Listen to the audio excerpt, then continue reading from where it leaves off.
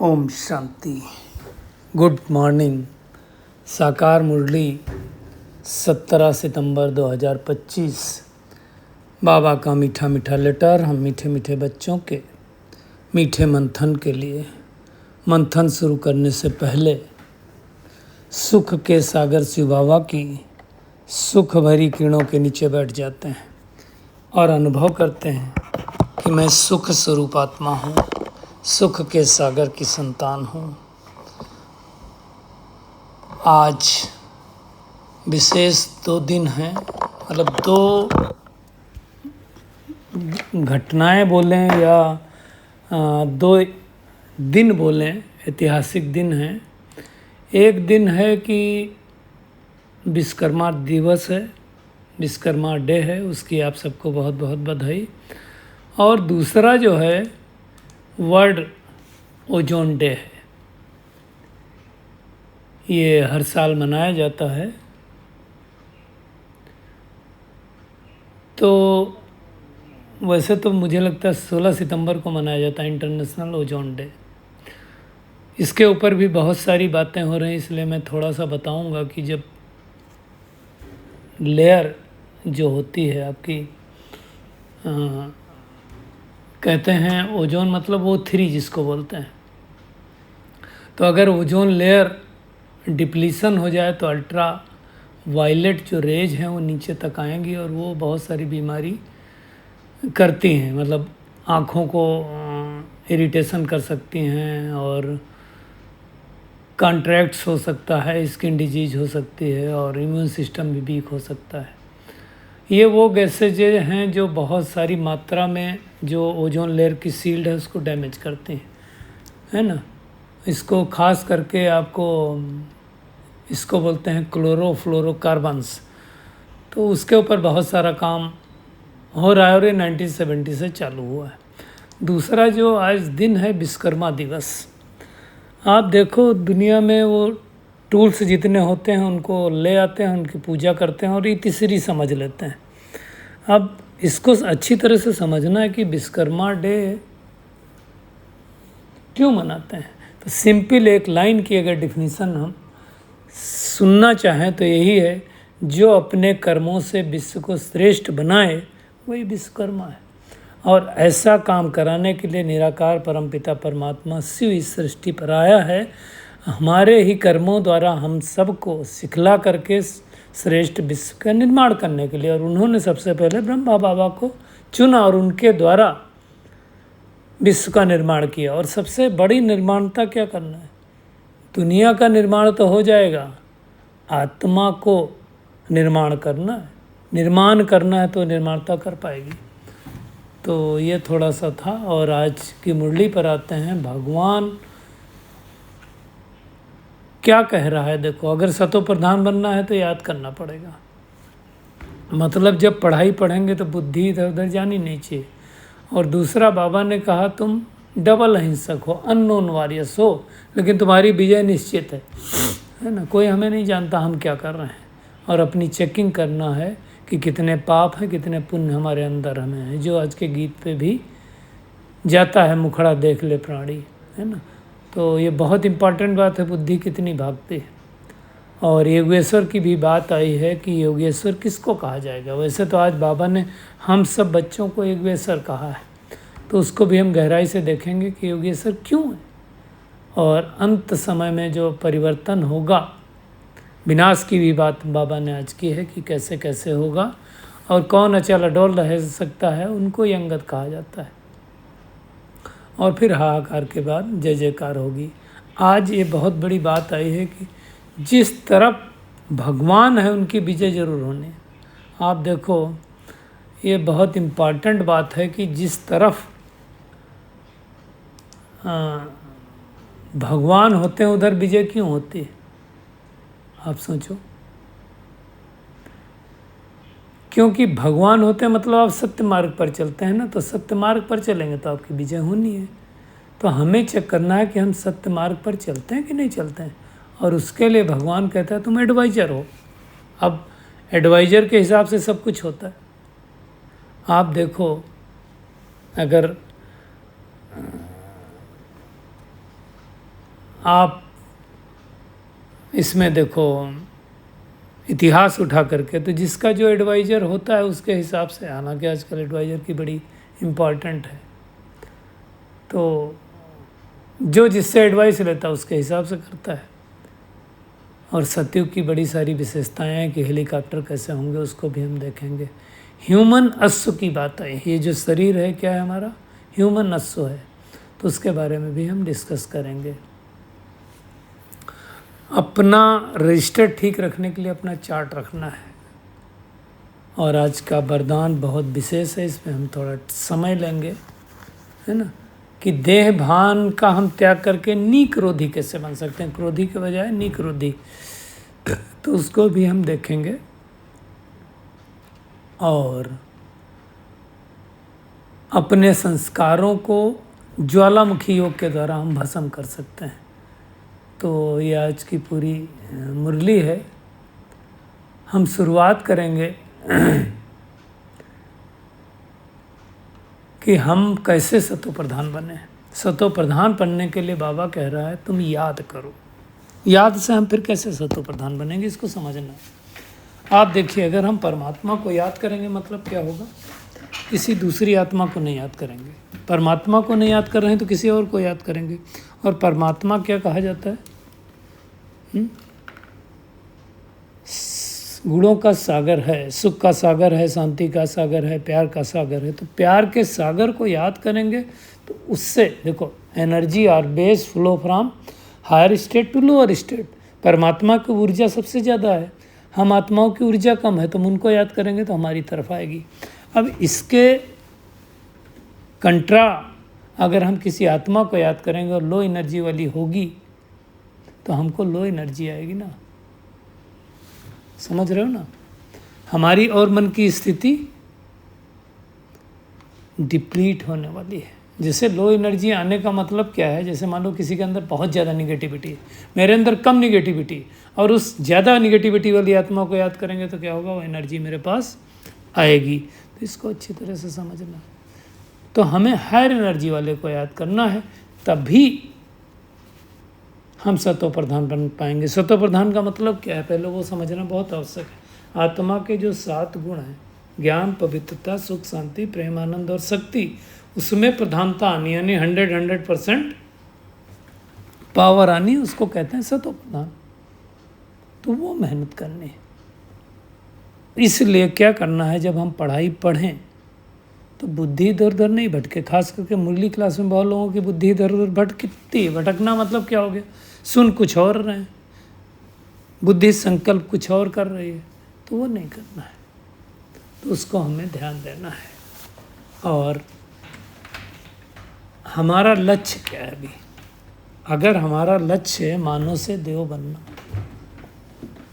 तो उसके लिए मेहनत करनी पड़ेगी। देखिए, हम सबको पता है विजय किसकी निश्चित है, जिसके साथ भगवान है। आज क्लियर कट मुरली में आया है कि जो बच्चे माया पर जीत पाने का पुरुषार्थ करते हैं वो अपना रावण से राज लेकर ही छोड़ेंगे।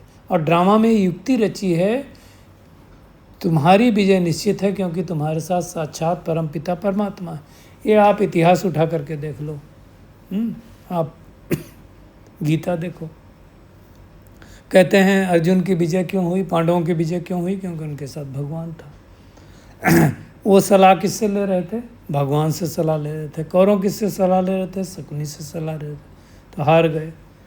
हाँ, रामायण भी क्यों हुई हम सबको पता ही है, मंथरा की वजह से।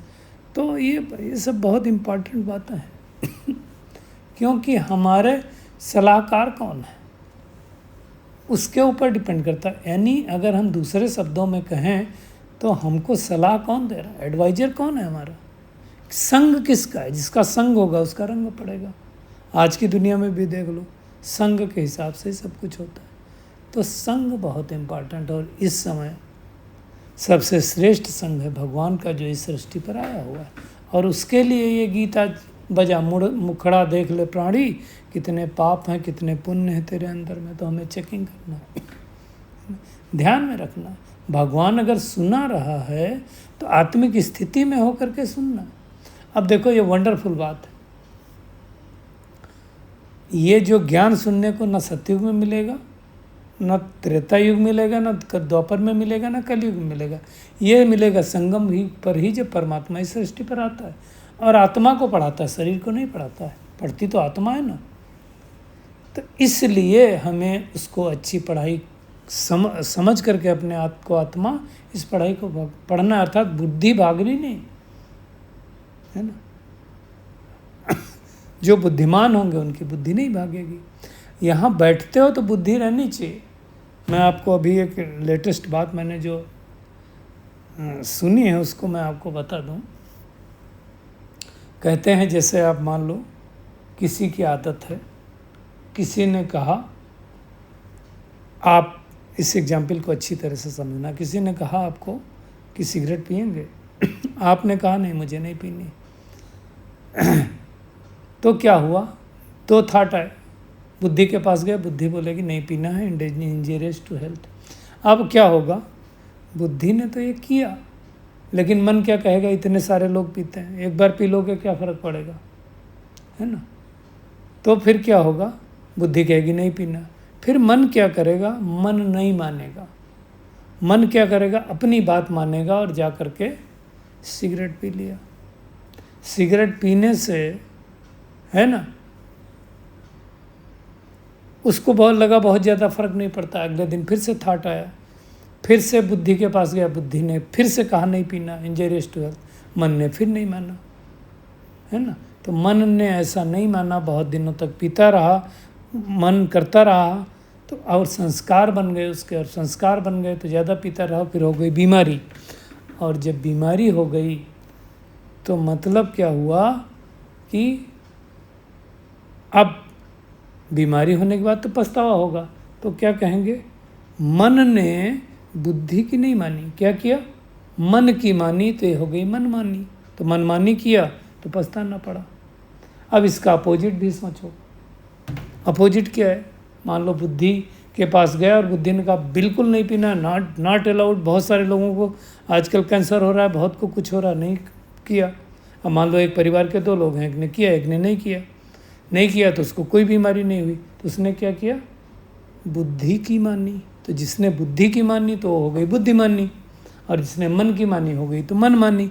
इसलिए दुनिया में कहते हैं जो मन की मानते हैं, मनमानी करते हैं, वो दुखी होते हैं, जो बुद्धि की मानते हैं वो सुखी होते हैं। बुद्धि हमेशा सही निर्णय देती है, तो हमको बुद्धिमानी दिखानी है, मनमानी नहीं करनी। इसको अच्छी तरह से समझना है ना। तो ये वाली बात बाबा ने आज अच्छी तरह से समझाई। दूसरी बात यह है कि योग सिखलाने वाला कौन है, योगेश्वर किसको बोलेंगे, ईश्वर शब्द आता है। तो जो योग को सिखाए, जो ईश्वर योग को सिखलाता है उसको योगेश्वर कहा जाता है, और हम उस योगेश्वर के बच्चे। उस योगेश्वर को योग नहीं लगाना, उनको योग लगाने की जरूरत नहीं। इसलिए बाबा कहता तुम एक एक बच्चे योगेश्वर हो, योगेश्वरी हो, और फिर राजेश्वरी बनने वाले हो भविष्य में। जो कर्मेंद्रियों का राजा बनेगा वो भविष्य में राजा बनेगा। तो योग सिखलाने वाला वो ईश्वर है, और श्री कृष्ण की आत्मा ने भी योग सीख करके योग, है ना, उस पद को पाया, इसलिए उनको भी योगेश्वर कहा जाता है। योगेश्वर वैसे देखा जाए तो योगेश्वर शिव बाबा है जो योग सिखलाता है, तो उससे वो पद मिलता है ना।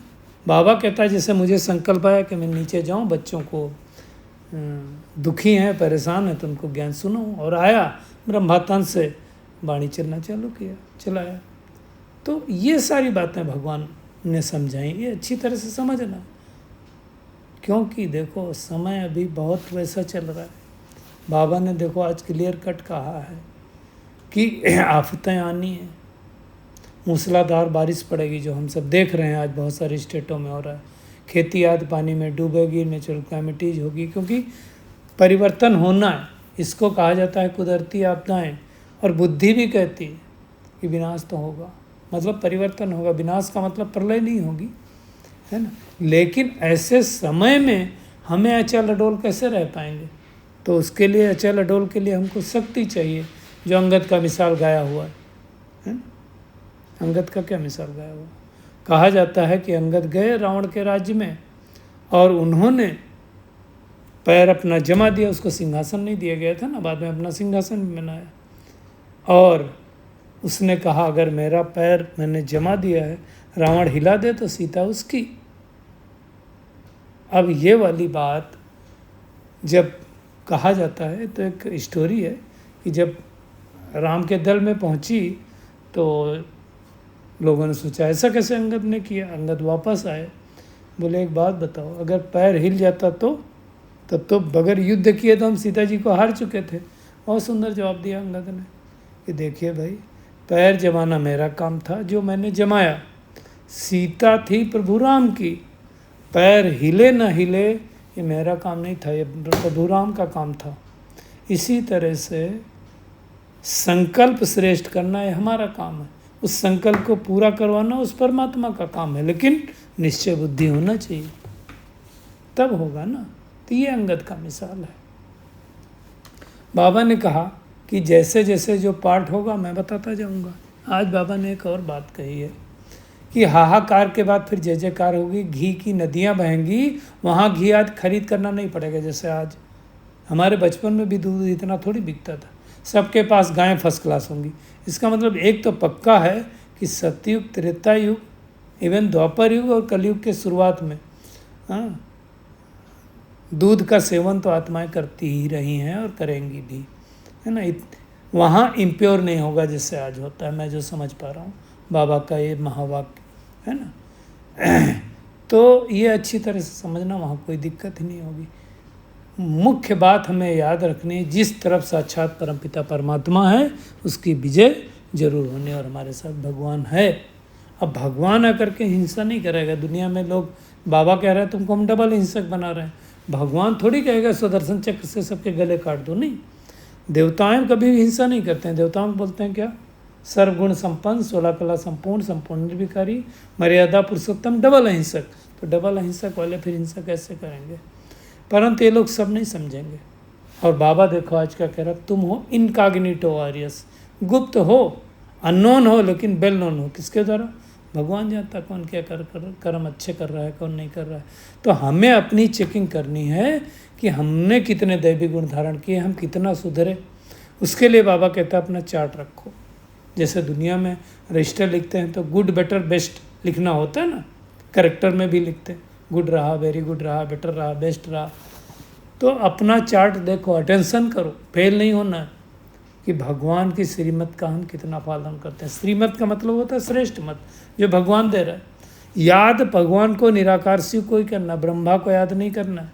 वो तो बीच में इमीडिएटर हमें मिलाने के लिए। तो हमारी बुद्धि उस परमात्मा के साथ लगी होनी चाहिए। सतयुग के बारे में भी बाबा ने बताया, वहाँ नेचुरल लाइट रहेगी, बिजली चली गई ऐसा कुछ वहाँ होगा नहीं। और दूसरी बात कह रहा है बाबा कि वहाँ हेलीकॉप्टर भी ऐसे होंगे फुल प्रूफ, बटन दबाया और उड़ गए। अभी आप सोच सकते हैं जितनी टेक्नोलॉजी हाई हो रही है कि जरूर पुष्पक विमान उस तरह के होंगे जो सोलर पावर द्वारा, एटॉमिक पावर द्वारा चलेंगे। जिस हिसाब से साइंस रिफाइन होती जा रही तो हमें अच्छी तरह से समझ सकते हैं। अच्छा, वहाँ काले मृत्यु भी नहीं हो सकता। 150 साल आयु मतलब 150 साल होगी। तो बाबा कह रहा है माया का अंतिम पंप है, अपना दांव तो लगाएगी लेकिन तुम्हें हिलना नहीं है। मुख्य बात है हमें स्वराज्याधिकारी बनना है, स्वदर्शन करना है। और ये शरीर को समझना, ये क्या है, ह्यूमन अश्व है, घोड़ा जिसको बोलते हैं। तो ऐसे जैसे शिव बाबा का रथ ब्रह्मा बाबा है, वैसे महात्माओं का ये रथ है। तो उसको अच्छी तरह से याद करना। भोजन भी बनाते हैं, बाबा ने कहा भंडारे में तो एक ही चीज़ समझो कि हम शिव बाबा के बच्चों के लिए बनाते हैं, इवन घर पे बनाते हैं भोजन। तो भोजन की बहुत बड़ी इम्पोर्टेंस है। अगर आप ये संकल्प करके बनाएंगे, हम तो कहते हैं भोजन ना बना करके प्रसाद बनाना चालू करो। मतलब भगवान की याद में कोई भजन बजते रहें, परमात्मा के गीत बजते रहें किचन के अंदर, वो वाइब्रेशन गूंजते रहें, परमात्मा हमको याद आता रहे, है ना। और हमेशा संकल्प रखो कि हम भगवान के बच्चों के लिए भोजन बना रहे हैं।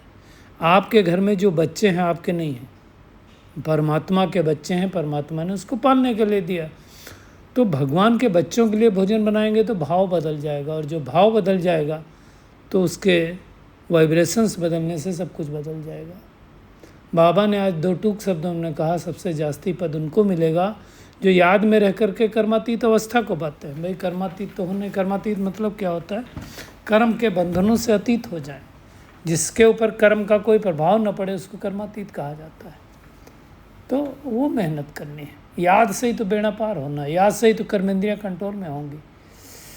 आज के वरदान पे आते हैं। बहुत अच्छा वरदान है जिसमें बाबा ने कहा, देह भान का त्याग कर निक्रोधी बनने वाले निर्माण चित्त हो। निक्रोधी मतलब क्रोध मुक्त। अब क्रोध मुक्त, देखो क्रोध हमें कब आता है? तो आज बाबा ने कहा 2 बातों के लिए लोगों को क्रोध आता है। 2 ही कारण है। एक, जब सामने वाला कहते हैं झूठ बोलता है, और दूसरा जब सामने वाला कोई ग्लानि करता है, मतलब किसी की कोई बुराई करता है। तो ये दोनों बातें क्रोध को जन्म देती, यही होता है ना। अब ये किसको होगा? जिसको देह भान होगा उसको ही आएगा। देह भान नहीं है, हम आत्मिक भाव में हैं, तो कोई फर्क नहीं पड़ेगा, है ना। बाबा कहता है ऐसी परिस्थिति में क्या करो? निर्माण बन जाओ। निर्माण मतलब निर्माणता हो, कंस्ट्रक्शन नहीं, निर्माण, कोई मान सान नहीं चाहिए। और निर्माण चित्त के वरदान द्वारा अपकारी पर भी उपकार करो। गाली देने वाले को गले लगाओ, लेकिन ये इतना आसान नहीं है ना। वैसे हमने कई बार इस प्लेटफॉर्म पर जिक्र किया हुआ है, बट वर्थ रिपीटिंग, हमें क्रोध क्यों आया? अगर क्रोध होगा नहीं हमारे अंदर तो आएगा नहीं। जैसे मैंने बीच में भी कहा था ना कि आप कप लेकर के जा रहे हैं और उस कप के अंदर तेल है, और सामने से कोई आया और लड़ गया आपको और वो तेल नीचे गिरा, तो क्यों गिरा तेल नीचे? तो कई लोग बोलेंगे धक्का लगा इसलिए गिरा, कई लोग बोलेंगे देख के नहीं चले, कई लोग बोलेंगे दाएं जाओ बाएं जाओ। सच बात ये नहीं है। सच बात ये है कि उस कप में तेल था इसलिए तेल गिरा।